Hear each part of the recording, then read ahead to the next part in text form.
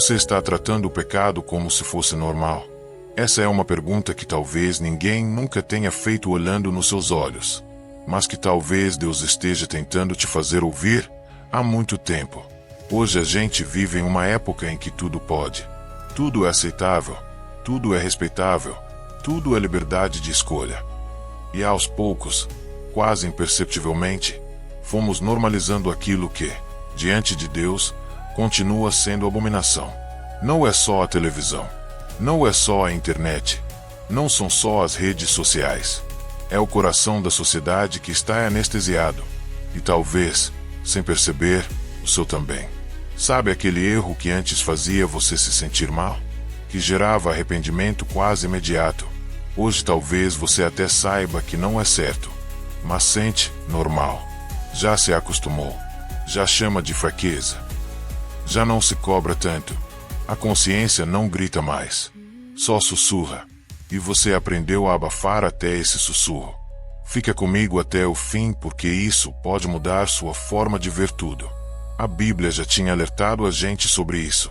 Isaías capítulo 5, versículo 20 diz: Ai dos que ao mal chamam bem, e ao bem, mal, que fazem da escuridão luz, e da luz, escuridão, põem o amargo por doce, e o doce por amargo.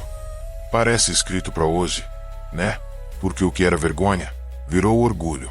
O que era pecado, virou o estilo de vida. O que era sinal de perdição, virou o símbolo de coragem. E o pior, isso começou a entrar dentro da igreja.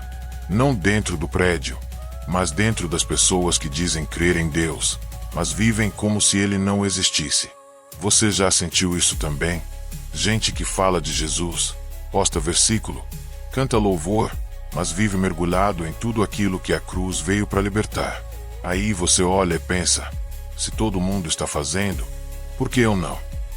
E sem perceber, começa a moldar a sua vida, não pela palavra, mas pela multidão. E aí, algo terrível acontece. Você começa a pecar, e a não se importar mais. Mas deixa eu te dizer uma verdade que talvez você não queira ouvir.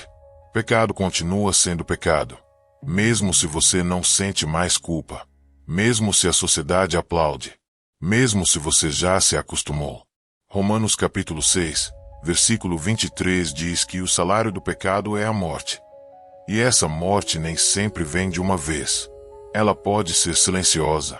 Morte da fé. Morte do discernimento. Morte da sensibilidade espiritual. Morte da intimidade com Deus. Você começa a viver, mas espiritualmente está morrendo. E o mais assustador, você nem percebe, porque o mundo é mestre em maquiar o inferno. Aplaude o pecado como identidade.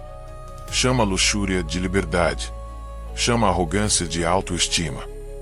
Chama a vaidade de amor próprio. Chama a rebeldia de autenticidade.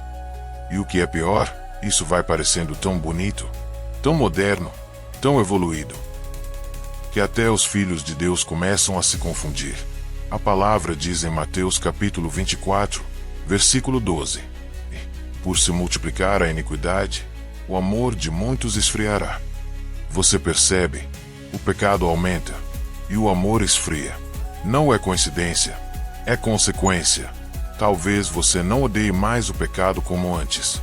Talvez ele já não te incomode. Talvez você até brinque com ele. Mas o Espírito Santo não brinca. Efésios capítulo 4, versículo 30 diz: E não entristeçais o Espírito Santo de Deus, com o qual fostes selados para o dia da redenção.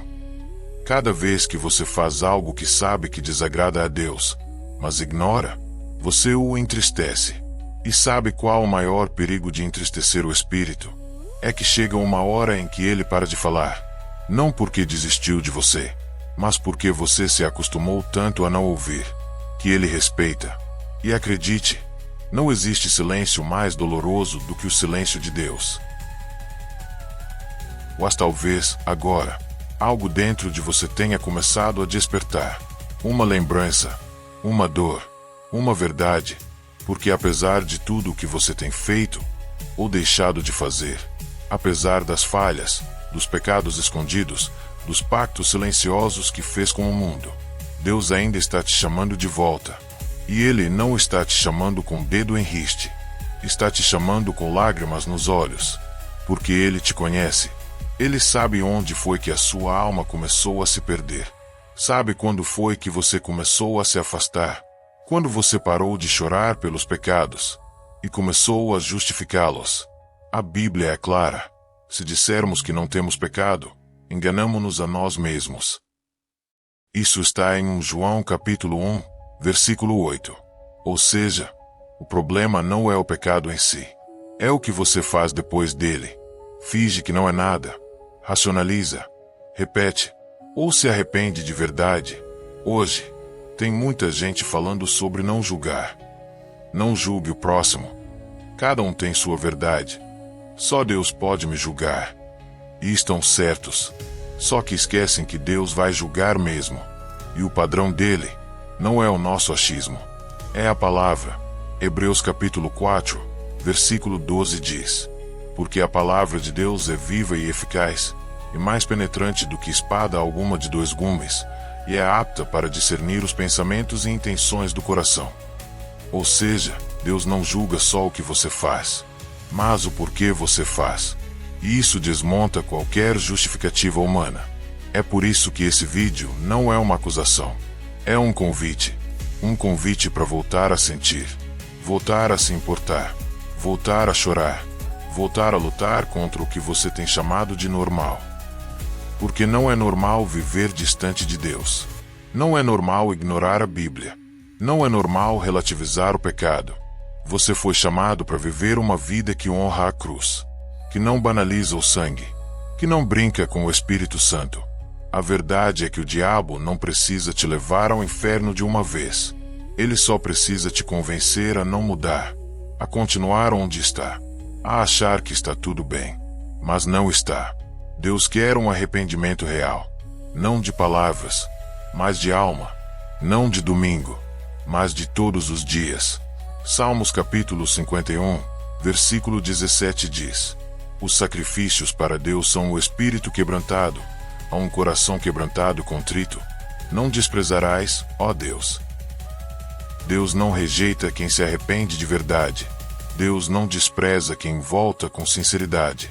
Deus não fecha a porta para quem decide parar de brincar e começa a se santificar.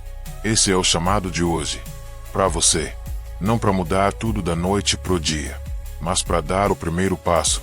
Talvez seja fechar aquela aba do navegador, apagar aquele número, bloquear aquele acesso, mudar aquela conversa, ou simplesmente ajoelhar e dizer: Deus, eu pequei, mas eu quero voltar. Você tem ideia do que acontece no céu quando uma alma diz isso de verdade? Lucas capítulo 15, versículo 10 responde: Há alegria diante dos anjos de Deus por um pecador que se arrepende. Enquanto o mundo aplaude o pecado, os céus se alegram com o arrependimento. E você pode ser o motivo dessa alegria hoje. Agora, porque o pecado só é doce, até o gosto virar culpa. Só é leve, até pesar na alma. Só parece liberdade, até você perceber que está preso. Mas a verdade liberta. O arrependimento cura. A presença de Deus transforma. E o Espírito Santo ainda está disposto a te ouvir. A pergunta é: você está disposto a ouvi-lo? Esse é o canal Fé. Porque quando a fé fala, a alma escuta.